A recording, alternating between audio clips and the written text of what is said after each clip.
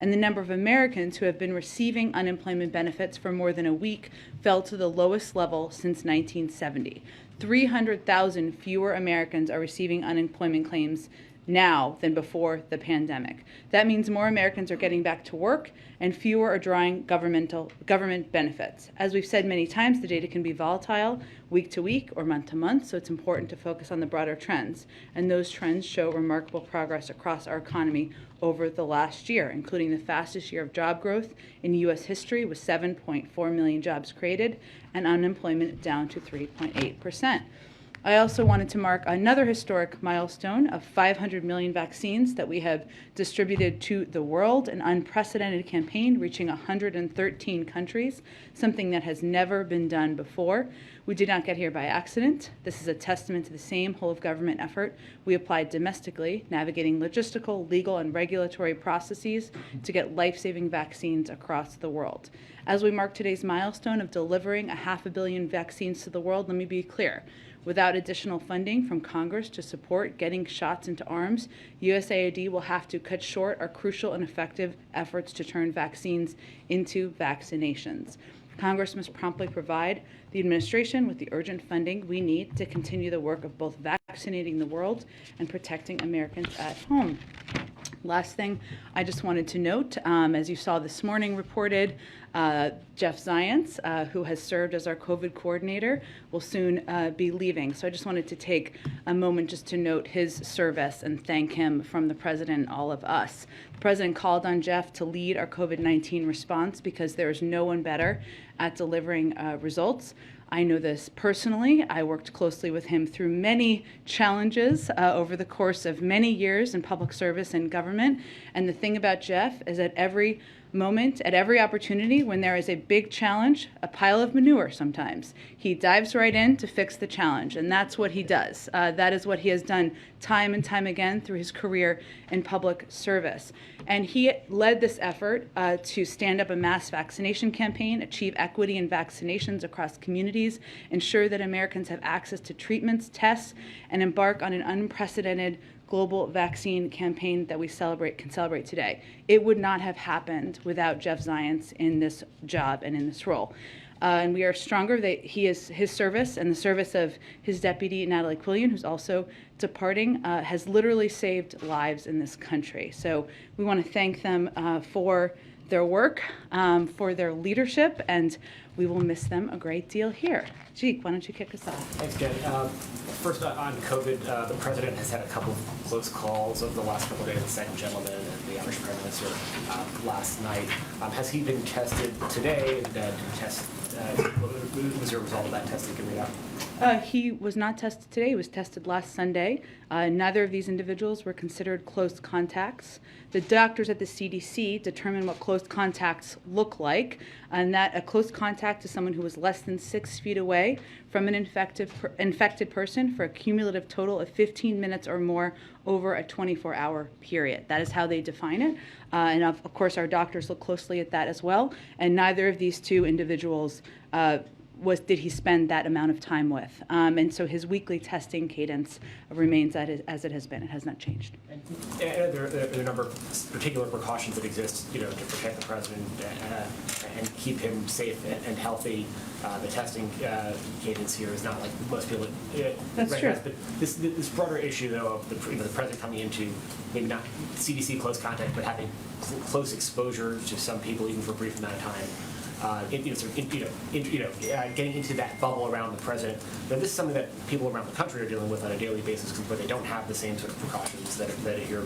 So, if the president hypothetically were to come down with COVID, is that something, or the First Lady or anyone else in this administration, is that a failure at this point, or is this just a new fact of life that everyone has to sort of, make peace with at this point? Well, that was very soothing. I don't know where that came from. I would say our view is while we've made a significant amount of progress across the country in fighting the pandemic, with more than 75% of adults fully vaccinated, according to the definition of the CDC. And obviously, we've seen hospitalizations come down across the country, including in Washington, D.C. The president was very clear when he made his remarks about COVID just a few weeks ago that we are still working, we still have work to do to address the pandemic, to fight the pandemic. That's exactly why we need additional funding to make sure we have the types of treatments, the types of testing mechanisms to make them free and available to Americans across the country, to make masks available so that people who are uninsured or people who don't have the resources can tap into a lot of these effective treatments and effective prevention mechanisms. I would say for us, you're right, the testing modes are a little bit different around here because we are around the President of the United States and the Vice President and, of course, the First Lady and the Second Gentleman. That means before you see the President, you are in it for a meeting or you travel with him, you are tested. And everyone has different testing cadences depending on their frequency of seeing him. And then, in anticipation of the call between the President and President Xi tomorrow, has the U.S. government made a determination whether China has decided whether or not to sort of agree to Russia's request to provide assistance for its invasion of Ukraine? Is it still a live ball that the President is going to warn President Xi off of? Where are they in terms of making that decision? Sure. Well, why don't I give you a little bit more of a preview on the call, and hopefully we'll answer exactly your question. The President, as I think you've heard him say before, and I've said, is a big believer in leader-to-leader diplomacy, and they have a lot to discuss, given the last time the President met with President Xi virtually was last November, a couple of months ago. The meeting tomorrow, in terms of how we got here, came as a direct follow-up to the meeting our National Security Advisor, Jake Sullivan, had with his counterpart. They talked about the two presidents meeting or engaging in the near future during that meeting, so hence it is happening tomorrow. And that meeting earlier this week, of course, came at an important moment in the conflict, but it also, in Ukraine, of course, it also covered issues beyond Russia's invasion, and I would expect, of Ukraine, I would expect this meeting would as well, because there are obviously a range of issues that we continue to discuss with the Chinese, and the President discusses, of course, when he speaks with President Xi. But to go to your question, this is an opportunity for President Biden to assess where President Xi stands. There's been, of course, rhetorical support or the absence of clear rhetoric and denunciation, or the absence of denunciation by China of what Russia is doing. This flies in the face, of course, of everything China stands for, including the basic principles of the UN Charter, including the basic principles of respect for sovereignty of nations. And so the fact that China has not denounced what Russia is doing in and of itself speaks volumes. And it also speaks volumes not only in Russia and Ukraine, but around the world. And this call also comes, as Jake Sullivan's meeting earlier this week, as we have made clear our deep concerns about China's alignment with Russia and the potential implications and consequences of that. So the President will also share his assessment of that during the call. But I don't have an update for you on any internal assessment. That is just how we are approaching, or he is approaching, the call tomorrow. How specific is the President going to be in laying out the consequences for China if they do help Russia?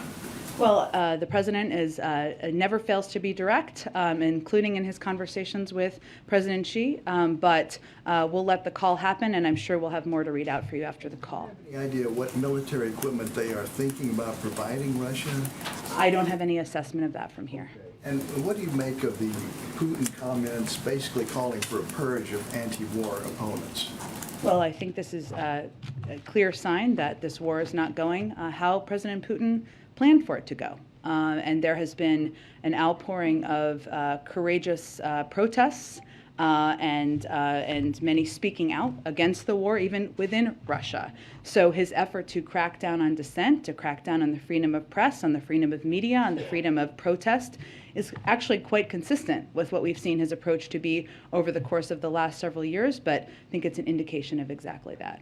Go ahead. Which side requested this call between President Biden and President Xi tomorrow? It was discussed during the meeting that our National Security Advisor had on Monday. So are you saying it was mutually agreed upon? They mutually agreed to move forward with it during that meeting. Secretary Blinken just said that the U.S. is concerned China is considering directly assisting Russia by providing them with more military equipment to use in Ukraine. That is not something that we have heard from the administration before, and so can I guess you speak to how high of a concern that is for the White House right now? It is a high concern, a significant concern, given our Secretary of State just conveyed that. And certainly our concerns about China assisting in any way Russia as they invade a foreign country is of significant concern, and would the response to that would be consequences. Before Russia invaded, the White House was pretty clear that if they did invade, there would be sanctions imposed on them as a result of that. With China, you've just said if they do help Russia, that there will be consequences, but you haven't said specifically that they will be sanctions. Can you say, without saying what they are, that they will be sanctioned if they do help Russia with military equipment for this invasion? I'm just not going to outline what the consequences would look like, and the president obviously will speak with President Xi tomorrow, and he'll speak directly about that. Go ahead. Just on that point, just so I'm clear, I mean, I understand you don't want to detail what the consequences could be, but the president in the phone call will make clear not just that there will be consequences, but what those consequences could be. I'm sure we'll have more to read out after the call happens tomorrow, but we have not, our National Security Advisor obviously didn't hold back in his conversation he had. Our Secretary of State did not hold back in his comments he just made publicly, and the president always takes the opportunity when he speaks with foreign leaders to be candid and direct. The phone call is going to be an opportunity to assess where she stands. Should we take that to mean that it's not clear that the Chinese have made up their mind whether or not to assist the Russians? Well, I think if you look at the last couple of weeks, Mary, you can see that they abstained from a vote in the UN Security Council, but they also, and they had put out a comment during the Munich Security Conference defending the sovereignty and territorial integrity of Ukraine, but they also echoed some of the conspiracy theories about chemical weapons and U.S. and Ukrainian intentions. So for any country, it's a question of where you want to be as the history books are written. And do you believe that this is a sign that or can you characterize at all your understanding of how low the Russians may be running on some military equipment, given that they seem to be turning to China for some help? I can't provide an assessment in that from here, but I know my colleagues at the Department of Defense have conveyed clearly, and I'm happy to echo, that it's not only not going as they planned. They have had challenges, obviously, with the operations of equipment, with the amount of equipment, even with MREs and food and other supplies, and that is what we have seen occur on the ground. But I don't have a numerical summary from here. Go ahead. Thank you, Jen. So one of the clearest responses we have seen from the Chinese about their possibly helping Russia came from the foreign minister, Wang Yi, who told Spanish officials on a call, China is not a party to the crisis, nor does it want the sanctions to affect China. What sanctions are they talking about? Did Jake Sullivan specifically bring up sanctions during the meeting in Rome? I can't speak to what he meant. You'd have to ask the Chinese. Okay, well, has the Chinese expressed the same thing to the U.S., that they do not want to run the risk of being sanctioned? The Chinese would speak for themselves. We typically don't speak for others. Okay, so just now, Secretary Blinken joined Ambassador Greenfield and the President in describing Putin's actions as war crimes. I know that you said just yesterday that there's a legal process that is ongoing. How long does that process typically take? How much evidence do we need to collect? And can you clarify who will ultimately determine whether these are war crimes or not? Well, I think Secretary Blinken in his remarks also gave some specifics about who from the State Department will be leading that effort. It's a legal process where they review all of the evidence, and then they provide that evidence and data and information to the international bodies that oversee the investigations. And the international bodies that oversee the investigations would make determinations about violation of international law and whether it's war crimes by their standards and what the consequences would be. So we would be supporting those efforts. And do you know how long that usually takes? A legal process internally in the State Department, it can take some time. But again, I would point you to the State Department for any update they want to provide on the timeline. Okay, one more on Jeff Zients. He and Dr. Ashish Jha, who's going to replace him, have such very different backgrounds and different skill sets. Mm-hmm. So what does that say about how the stage of the pandemic has evolved from then and now? Sure. Well, I would say what it says is that Jeff Zion's superpower is that he is an operational and managerial guru of sorts, and someone who has taken those skills to a range of jobs he's had throughout his career, including in the Obama-Biden administration when he oversaw the fixing of healthcare.gov and oversaw the fixing of the technology that was severely broken and outdated within government at that time. So when we came into this administration, I would remind you, it's now a long time ago, there was no real plan. We were left no plan by our predecessors. We needed to put in place a plan to not only get enough access to vaccines, but also ensure there are enough vaccinators and vaccine locations. That's a massive operational undertaking. Right now, we're at a point in the process where we have all of the tools and we know the operational systems that are needed. And so right now, it's the appropriate time. And Jeff, of course, made this decision on his own. He extended a couple of times to stay longer through some ups and downs in the pandemic. We're having a public health expert, somebody who's as well known as Dr. Jha is effective in communicating with the country about how we're going to continue to approach and tackle the pandemic. Go ahead. Thanks, Jen. The president called Putin a war criminal yesterday. The Secretary of State just said that that was also his view today. So given all of that, why are we still having Putin's Russia broker the Iran nuclear deal talks? Well, I would say that it's not in our interest for Iran to acquire a nuclear weapon, and Russia is a member of the P5+1. So that is pursuit of a deal that would be in our national security interests. Basically, we're just stuck working with him. Well, again, I think how the president and any of the P5+1 partners or Europeans or others look at this is if we can achieve a diplomatic solution where we prevent Iran from acquiring a nuclear weapon, despite the efforts by former President Trump to pull us out of the deal, allowing Iran to move closer to acquiring a nuclear weapon, that would be good for our national security and good for global security around the world. The Iran Nuclear Agreement Review Act says that Congress is required to review any new agreement. This is obviously not the same agreement that Obama worked on in 2015. Does President Biden believe that this treaty needs the advice and consent of Congress? And if so, does he believe he has the votes to lawfully affirm it? Well, if and when we have a deal, and we don't have a deal at this point, otherwise you would all know, we would carefully consider the facts and circumstances of any U.S. return to the JCPOA to determine the legal implications, including those under the Iran Nuclear Review Act of 2015. And we're committed to ensuring the requirements are satisfied. So certainly we would abide by that. But we have been keeping members very updated. We've been briefing them regularly. Brett McGurk conducted a call just a couple of days ago, and we've been briefing them with a range of national security officials. And then has the IGRC done anything, or rather the Islamic Revolutionary Guard Corps, the IRGC, has it done anything to be eligible to be removed from the terror blacklist? Well, I think you're asking me this because it's been out there as a possible discussion, but there's no deal at this point. So if and when there's a deal, we'll have a discussion about what's in the deal. Outside of the deal, though, does it take action to be removed from that terror blacklist? Do you have to do something to get off of it? You have to make a decision, yes. Go ahead. Thanks, Jen. I want to ask you a slightly different version of a question that I asked you yesterday Sure. about the $800 million Okay. military assistance. I asked if you could tell us how quickly it would arrive, and I understand it's a complicated process. To flip it around a little bit, can you tell us how quickly will the first shipment be out the door?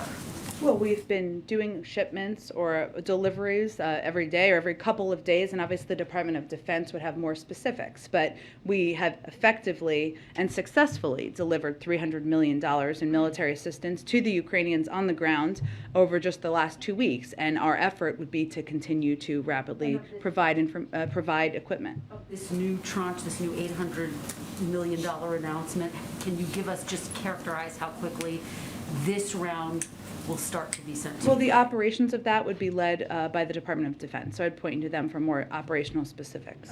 And to stay on the Department of Defense, Sure. The Defense Secretary was speaking with his Slovakian counterpart, who said that they were willing to send long-range S-300 surface-to-air missiles if the U.S. would backfill.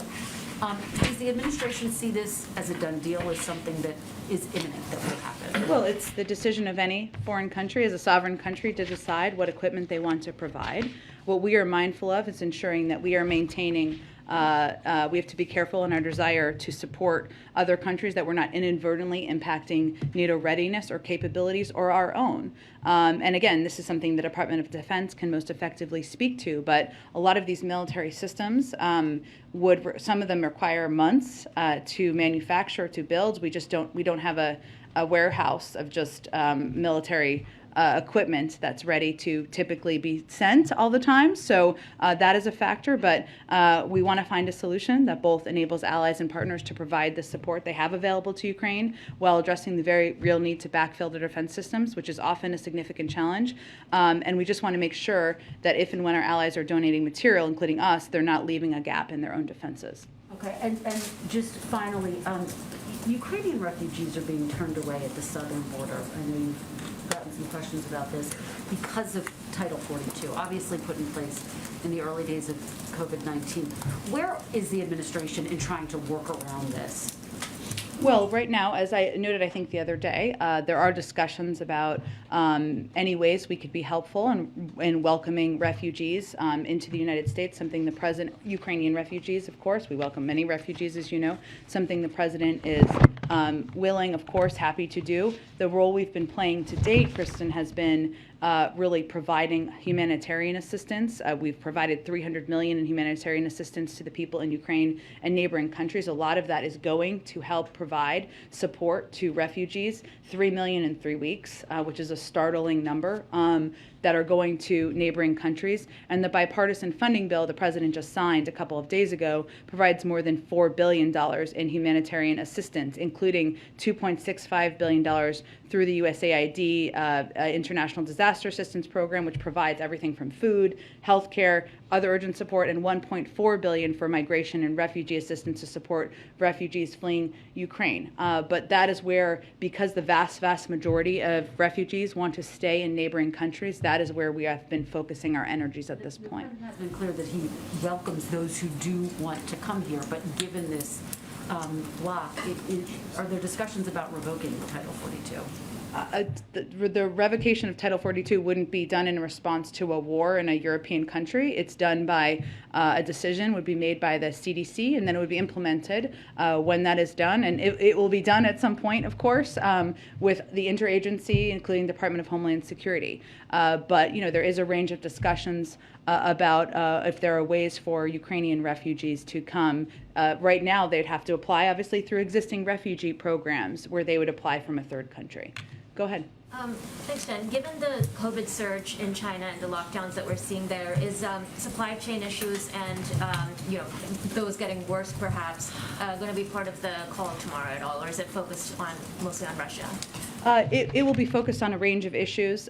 Certainly Russia and Ukraine, Russia's invasion of Ukraine will be a part of that, but our economic relationship with China, a range of issues of mutual concern will certainly be a discussion. So we will have more to read out for you once the meeting concludes tomorrow. And this is, of course, an issue that we are watching very closely. While the ports, I believe, still remain open, one of the challenges we've seen on the ground, and we are tracking very closely, is the number of manufacturing facilities or the number of workers who are not working. Sometimes there's a lag in what that impact can be in terms of the production of materials and how that impacts the supply chain. So we are tracking that very closely. But again, I expect this to be a wide-ranging conversation tomorrow, and we'll have more to read out once it's concluded. So just to follow up on the president being around some people who've now tested positive, why not just test the president every day at this point? The administration's done a lot in terms of saying certain actions are being done out of an abundance of caution. So in this case, even if it doesn't quite follow CDC guidelines or goes above and beyond, why not just do that because he's the president? Because we're guided by his medical doctor, and he has kept him at the same cadence. And if that changes, then we will change how often he's tested. And is the cadence once a week or? Yeah. Okay. Go ahead. Jen, questions on a couple different topics. Sure. To try this a different way, does the president have specific things he wants to accomplish in tomorrow's conversation with President Xi? Are there specific deliverables he's hoping to get out of it? Well, this is, again, an opportunity for him to speak directly, leader to leader, about a range of issues. Of course, the invasion of Russia's invasion of Ukraine will be a part of that. And what role or how President Xi sees the role of China in that conflict will be a part of that. There's also a range of other topics that they will discuss. But I'm purposefully leaving some space for the president to have a direct conversation with his counterpart. And then on the COVID cases that, for example, with the second gentleman testing positive this week, why did the vice president appear today? I understand she was masked, but in an event with other people around, when CDC guidance is currently that people who have been exposed should stay home and not interact with others for 5 days. Well, she is fully boosted. I don't actually believe that's accurate description of CDC guidance of having a close contact. We obviously all have had close contacts here, and you're tested at a regular cadence, and she is abiding by that. Go ahead. Thanks, Jen.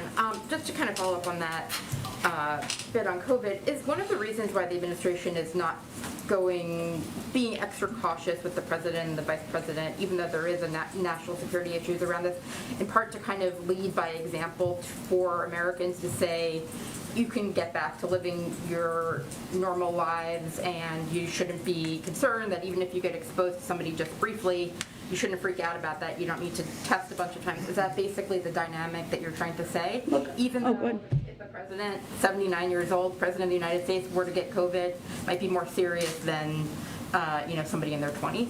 Well, we don't know that, but we also know that COVID impacts people of all ages and a range of. But when we take what we do here, Jen, is not exactly as you said. So I wouldn't agree with your description there. I would say we do take extra precautions, including individuals who are around the president being tested. That goes over and above, of course. He is the president of the United States, so we do take those additional steps. And we, of course, abide by what the recommendations and advice are of his medical doctor. And if that would be to do increased testing, we would certainly do that. But he does not feel that that is necessary at this point in time based on these recent contacts. I also wanted to ask about oil and gas companies. Sure. And there's been some reports from the fourth quarter of them increasing their stock buybacks. There was already, a time when there was a spike in gas prices last year, I think in the fourth quarter. And you're also just seeing the companies saying that they're kind of reluctant to up production, and they kind of, in some ways, point to the administration's policies overall, in the sense that even if they were to up production, that one, takes months to get to market, and two, doesn't fit in with the overall approach that this administration is taking. So what do you say to that kind of viewpoint? Well, I think it's hard for them to make the argument it's anything other than business decisions on their part, and they have said that themselves. The CEO of Occidental Petroleum said, quote, "We have no need and no intent to invest in production growth this year." CEO of Marathon Oil said, quote, "Our cash flow driven return of capital framework uniquely prioritizes our shareholders as the first call on cash flow generation, not the drill bit." CEO of Pioneer Natural Resources said, quote, "We're not going to change our growth rate. We think it's important to return cash back to shareholders." That's a business decision. The oil and gas industry right now is receiving windfall profits. We've seen that. They publicly report their profits. They publicly report this information. And instead of keeping up with current demand, too many of these companies, in our view, are making the calculated decision of returning money to investors and shareholders through buybacks and dividends instead of expanding production enough in the short term, which is what we need. Again, it's a business decision, but I think there's clear evidence of them acknowledging and even shouting that out. Go ahead. So I have a China question, and with full awareness of the news cycle, a St. Patrick's Day question. Oh, okay. China All right. question first. About a week ago, you said that for everything else, by and large, the White House saw China as still abiding by international sanctions put on Russia. Does that view still hold a week later? Is that generally how the White House views China? I don't have a new assessment of that. We're obviously watching very closely. St. Patrick's Day. Yes. Given the fact that the president very much likes to share his pride of his Irish heritage, but also the fact He that does. so many ceremonies... More Irish than Irish. Is that what he said? Irish Americans consider themselves more Irish. I think that's true. I will confirm that. Go ahead. Like that, and also the fact that so many of the ceremonial parts of the job have been canceled over the past year. I'm wondering, did he express particular frustration or sadness that the Oval meeting had to become yet another Zoom meeting today? He was disappointed. He was looking forward to having the meeting today. And having meetings over Zoom, I think, as we've all experienced, are not the same. Having spent a lot of time with the president, he is an extrovert, and loves that engagement with people in person, and he was really looking forward to the meeting today. There will be more in the future. We certainly understand we are still facing the pandemic, and there are more events that he has been able to participate in today to celebrate St. Patrick's Day. So fortunately, many of them still move forward. Go ahead. Thanks, Jen. Yesterday, in his remarks to the Congress, President Zelensky had called for the creation of this new global organization that he called U-24, United for Peace, described as an alliance that would supply assistance, including weapons, within 24 hours. I was wondering if the administration has a view on that idea. Is it something that you guys are discussing with Ukraine? And does the U.S. view this as Zelensky's kind of alternative for Ukraine entering NATO? Well, I would say, just to reiterate, it's up to NATO to determine who enters NATO, and obviously any country, we would support their aspiration to join NATO should they choose and they meet the requirements. We, of course, did see him convey that in the speech. We don't have more details. We are very closely engaged with the Ukrainians and speak with them every day. Beyond that, I would say in terms of the delivery of weapons, we do it as quickly as we humanly possibly can through our system and in coordination with our NATO partners and allies. But we know we support a range of ideas being put out there. We'll discuss it with the Europeans and others and see if there's more to report out from there. I also want to try one more time on the president and COVID. Okay. A lot of the questions are focused on testing, which you're pretty clear that the testing cadence is not changing.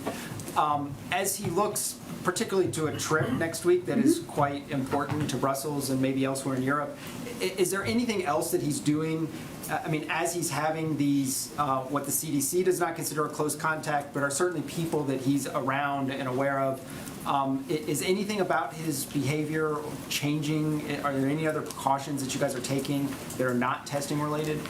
We have continued to take the same testing protocol steps, which are significant and go farther than CDC guidance goes. But beyond that, his testing cadence remains the same, and there haven't been additional changes to our internal protocols. Go ahead. Hey, thanks, Jen. The Kremlin responded to President Biden labeling Putin a war criminal yesterday by calling his remarks unacceptable and unforgivable. What is the White House's reaction to getting criticism from Russia about the president's remarks? It's pretty rich coming from a country whose actions are unforgivable in the eyes of the global community. Given that there's an ongoing legal process and investigation by the State Department into whether there was in fact war crimes committed, what is the purpose of the President and now Secretary of State getting ahead of that investigation? I know you said, or you said yesterday that the President was speaking from his heart. Sure. Is that what this is? Just speaking from their heart? Well, I think Secretary Blinken was as well. As you heard Secretary Blinken convey in his remarks, what we're seeing, whether it is the destruction of a theater where the words children or kids was written in Russian outside of the theater, according to photos, or whether it is the targeting of civilians, of hospitals, of maternity wards, if that's not considered a war crime by human beings, what is? And there is a legal process that is important to continue, that we have at the State Department, that is ongoing, that Secretary Blinken spoke about. And any of that information and data we gather would go to the international bodies that would have prosecuted war criminals in the past. That's where that information would go. It wouldn't be the United States doing that. It's the international bodies that do that. So we will continue to feed information into that. But I think it's important to call out what we see happening on the ground, and I think that's exactly what the President and the Secretary did. Go ahead. Even though it would go to those international bodies, would the U.S. Have a response if that investigation does conclude that there were war crimes? Well, typically it's an international response, and it goes through these international systems for a reason. So we will continue to provide data and information to that process. I was going to have one more question on behalf of a colleague. There are growing calls from civil rights advocates and some lawmakers to pass temporary protected status for Cameroon. Some have alleged a double standard in how the administration prioritizes predominantly black and brown countries when it comes to immigration. For example, it took 7 months to grant TPS status for Afghanistan, but only took about a week to grant TPS to Ukraine. Is TPS for Cameroon something the administration is considering and looking Point at? you to the Department of Homeland Security, who oversees that process. Go ahead. Thanks, Jen. This morning, Senator Mitch McConnell was talking about Judge Ketanji Brown Jackson on the Senate floor, and he was specifically talking about how some of her supporters have framed her experience as a public defender. And he said, quote, "If any judicial nominee does have special empathy for some parties over others, that's not an asset, it's a problem." He also said the president is deliberately working to make the whole federal judiciary softer on crime. Do you have a response to that? He also said he expected her to get confirmed with some Republican votes. What I would say, though, because there are others in the Senate who have made faulty accusations about Judge Ketanji Brown Jackson's record, and specifically about her record on child sex crimes. So let me just take the opportunity to clear that up. Not that most people have confusion about it, but in the vast majority of cases involving child sex crimes, the sentences Judge Jackson imposed were consistent with or above what the government or U.S. probation recommended. For example, there are arguments that have been made out there by Senator Hawley and others that where he took a snippet of a transcript out of context when in fact Judge Jackson was repeating something a witness said in order to ask a question about their testimony. So some who are accusing her of being, quote, soft on crime also failed to note that that what was omitted is a sentencing commission report that's been touted out there was unanimously supported by a bipartisan sentencing commission. She comes from a law enforcement family, has devoted her career to standing up for the rule of law, which is why she is endorsed by so many leading law enforcement organizations in the country, and attempts to smear or discredit her history and her work are not borne out in facts. I know Monday is a long ways away, given the news cycle. It's all relative. Yeah. Will the president stop at around 11 to watch the beginning of the hearing on Capitol Hill, and will his schedule be adjusted around that? I don't know what his schedule is yet. I'm certain that he will catch coverage or catch some of her hearings over the course of next week, but I don't know what his schedule looks like yet for Monday. Go ahead. Thank you. I have two questions. You have already announced President Biden's trip to Europe, to Brussels, but there were also reports about possible trip to Poland. Can you confirm that such a trip is under consideration? I don't have any more details about his trip to announce at this point in time. As we have them, we will announce them all to you. One more. There are negotiations ongoing between Ukraine and Russia. Does the White House support those negotiations, and how can you describe your involvement, the U.S. involvement in those talks between Russia and Ukraine? Well, we've been involved in a couple of ways. One, we've been leading the effort to build support in the global community to put in place sanctions that are crippling the Russian economy, to provide military support and economic support to the Ukrainians that strengthen their hand as they participate in these discussions and negotiations. And we also engage every day with Ukrainians to discuss. Obviously, I would note that, as you know, our National Security Advisor also talked to his counterpart yesterday as well. But we are continuing to support the Ukrainians' efforts. What our concern is, though, is, these diplomatic talks as they're ongoing, we have seen no effort, no movement, no evidence that President Putin and the Russians are de-escalating, and that is really what we are going to continue to closely watch.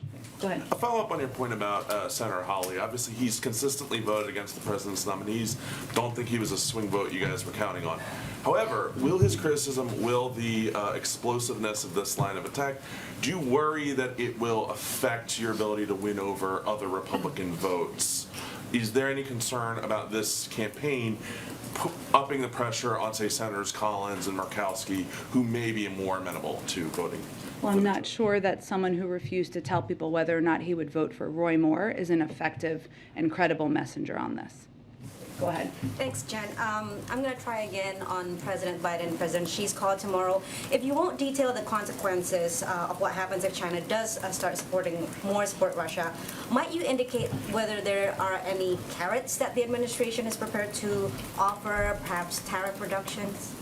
Well, this is a conversation about where President Xi stands. It's up to the Chinese to decide where they want to stand, where they want to be as the history books are written. So I think it's more through that frame than it is about carrots. Okay, and then just one more, two more actually. Yeah. As the administration continues to condemn and take action against Russia's invasion on Ukraine. Are there any plans to revisit, review, revoke the Trump administration's recognition of Israel's annexations on the Golan Heights and Morocco's annexation of Western Sahara? I don't have any updates on that front. I'd point you to the State Department. At this point, can you describe just the administration's position on the difference between Russia's invasion on Ukraine and Israel's annexation? I'd point you to the State Department. Go ahead. One more logistical question. Cambodia, the chair of ASEAN, has announced last week that the U.S.-ASEAN summit that the president is supposed to host on the 28th, I believe, is postponed. We haven't been able to get a confirmation from either you guys or state. Can you clarify on that? I don't have any updates on the schedule. I know we were working through the schedules of a number of leaders, so that's always a challenge and a factor, but I don't have any updates. Still on the table. I don't have any updates on it. Go ahead. Thank you, Jen. Two on COVID. There are some Americans who have received a second booster, i.e. for a fourth total shot. Is that something that the president has done or will do? He has not done that. If the CDC recommends it, he would get another booster. They have not. And then secondly, the White House Chief of Staff, Ron Klain, in a tweet today, celebrating the idea that he was, you know who he is, said, and then he tweets, he said, celebrated the idea that there's a low number of Americans in ICUs today because of COVID. But he also wrote, quote, there's a great risk of a new wave. And we're seeing cases surge right now in China and in Europe. And one of the truisms of this pandemic, if it's in Europe, it ends up here a few weeks later. What precautions and preparations is the administration taking federally and encouraging states to take ahead of a possible new COVID wave? So what we have seen, and I think you're talking about the BA.2 variant, and we are closely watching and monitoring the situation both in Europe and in China. BA.2 is more transmissible version of Omicron.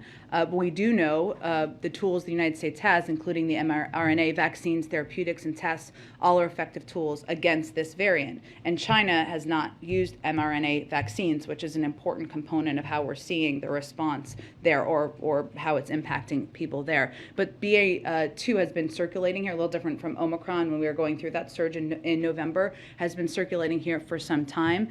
We currently, it may be higher than this, but as of earlier this week, there were about 35,000 cases in this country, and we expect some fluctuation, especially at this relatively low level. But this is an example of where the president's preparedness plan that we rolled out just a couple of weeks ago, which lays out what the tools are that we need to move forward safely, is important. And what we've been conveying to governors, to go to your question, or leaders around the country, and certainly members of Congress, is that just because COVID isn't disrupting some of our lives in certain communities as much as it was a few weeks ago, it doesn't mean it's gone. It's not gone. And I think this variant is an example of that.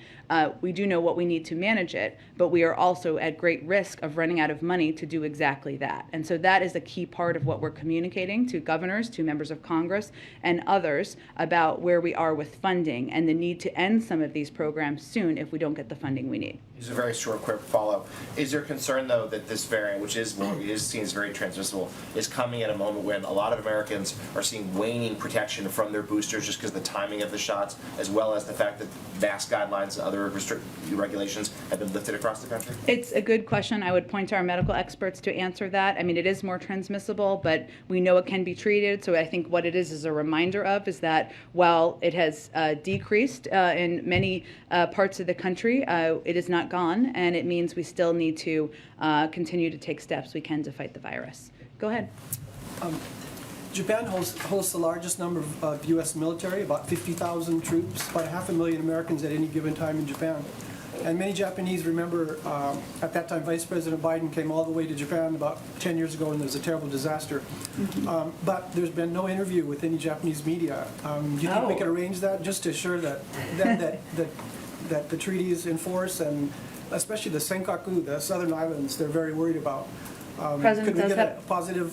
He does have a great deal of affection for Japan, and has spoken, of course, with the current leader a couple of times. I'm happy to take your interview request under advisement. Go ahead. Thanks, Jen. I wanted to ask you about the refugee situation in Ukraine. Does the White House see the refugee situation that was created in Afghanistan last year as different than the one created by Russia's invasion of Ukraine? And the reason I say that is your policy response different? I hear you say that your understanding is that neighboring countries that's where people are going from Ukraine right now, and not necessarily coming here, but at some point, is that going to not be an option anymore?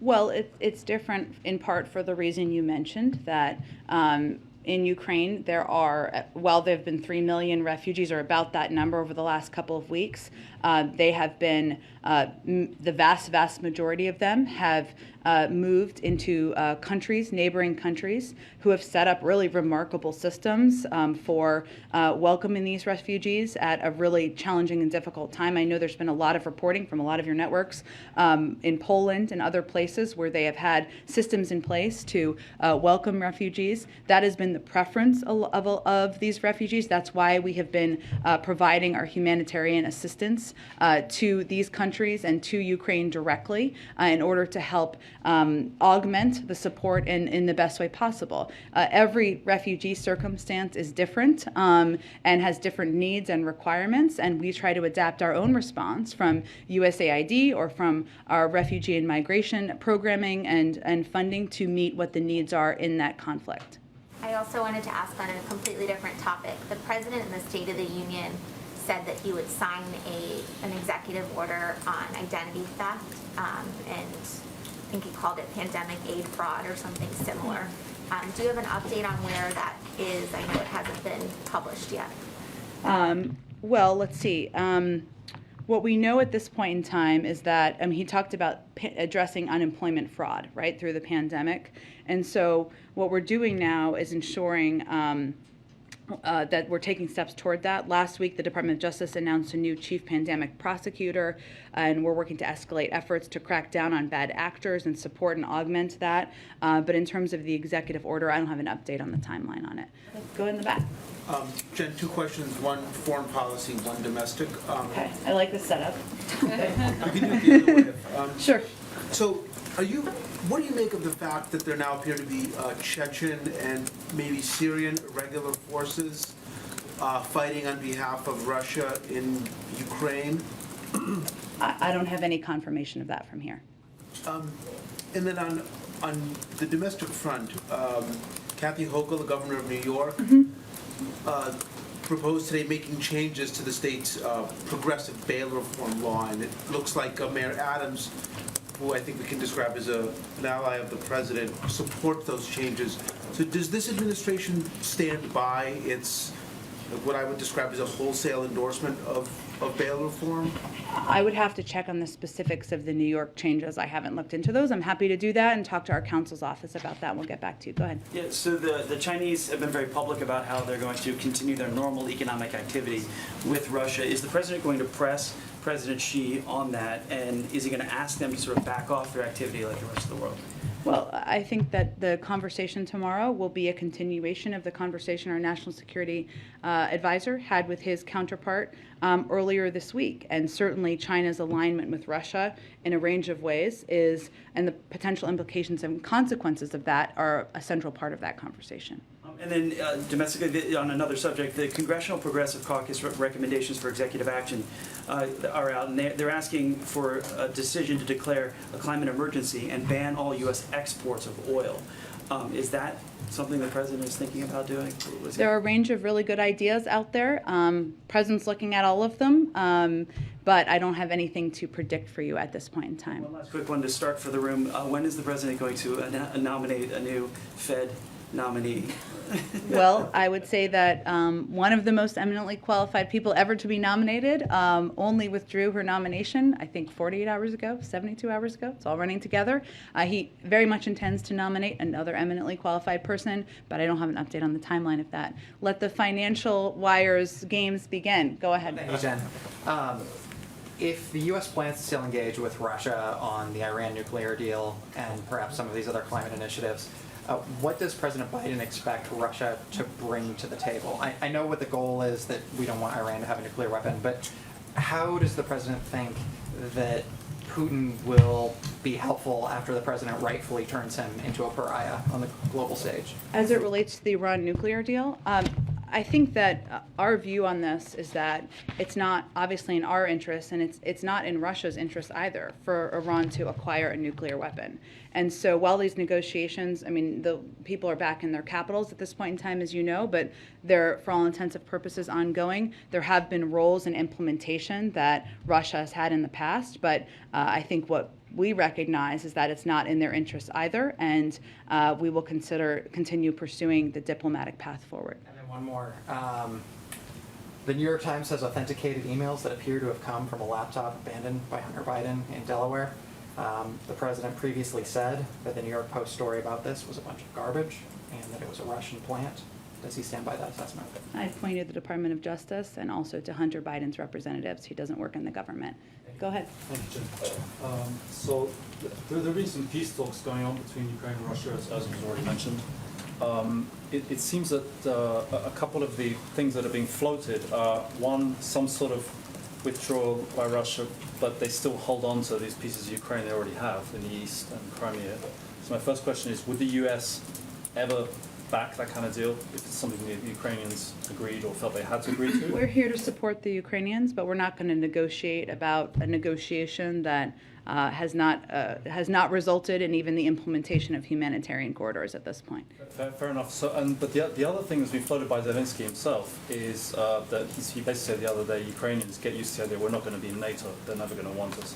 But then he said, what we would like is some kind of other security guarantees. Is that something that you're talking about to them, and what on earth would that look like? It's a decision for President Zelensky and the Ukrainians to make if they're going to pursue membership in NATO. Decision for NATO to make if they're going to be members, including in terms of other security guarantees. We're in touch regularly with them, but I don't have more information of what that would look like. The President isn't talking about some kind of long-term new mechanism where the US somehow, or Western countries or Europe somehow protect? I think that's a little premature at this point in time. Go ahead. On back to the weapons package. Yeah. Up till now, the administration has been really very tight-lipped about what was being sent to Ukraine. Yeah. Yesterday, that all changed. Got a whole laundry list. Is that a change in strategy, in messaging? Is that a message for, you talked before about the Russian troop morale, for example, or maybe a message to domestic critics of President Biden? What's changed there? Well, we made a decision that we wanted to be very clear about what types of security assistance we're providing and how it is helping Ukrainians fight the Russia's war against them. And so, yes, you could say that was a change, a decision to make that information available. And we don't typically, to your point, outline all of those specifics publicly. But we made a determination to do that because we felt it was important for all of you and the American public to fully understand the range of military and security assistance we're providing, how it's working, and how it's helping them in this war. Was Russian morale a factor in that sort of decision? It was not, but it was more a decision about recognizing that everybody doesn't always understand, well, many people in this room do, when we say security assistance, what that is and how it helps the Ukrainians fight this war. And there is an understandable outpour of support, of compassion for the plight of the Ukrainian people, and we want to provide as much detail as we can about how we're trying to help them in this war. And if I may, you asked about Hunter Biden's laptop. You also, in October 2020, dismissed it as Russian disinformation. Do you stand by that assessment? Again, I'd point you to the Department of Justice and Hunter Biden's representatives. I'm a spokesperson for the United States. He doesn't work for the United States. Go ahead. Go ahead. And, okay, we'll do the last one here. Thank you. Thank you, Dan. I have two questions. One, North Korea and China. North Korea fired new missiles day before yesterday. What is the President Biden's reaction on this? And how do you analyze the type of missiles? I'll follow up the second question. Well, we condemn North Korea's missile launches. North Korea's tests risk raising tensions and are destabilizing to the Indo-Pacific. Our commitment to the defense of the Republic of Korea and Japan remains ironclad. As we have said, and North Korean officials, including Kim Jong-un, have publicly noted, we continue to seek diplomacy and are prepared to meet without preconditions, but North Korea continues to not respond. When the President Biden talked with Xi Jinping, President of China, tomorrow, would he going to discuss with President Xi Jinping regarding North Korea's missile provocations?